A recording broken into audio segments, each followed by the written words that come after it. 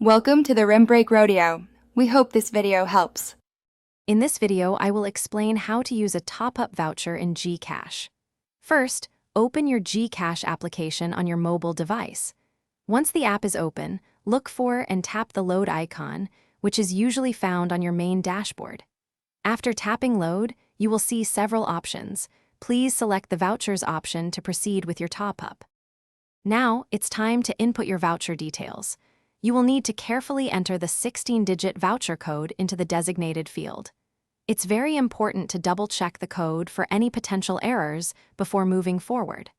After entering, the system will display the voucher details. Please confirm these are correct before continuing. Almost there.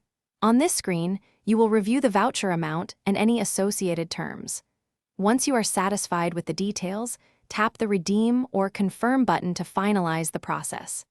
After tapping, please wait a few moments for a confirmation message from GCash, which will indicate that your voucher has been successfully processed. Congratulations, your voucher should now be redeemed. To verify, simply navigate back to your main GCash dashboard. Take a look at your updated GCash wallet balance. The amount from your top-up voucher should now be clearly reflected there, confirming a successful transaction.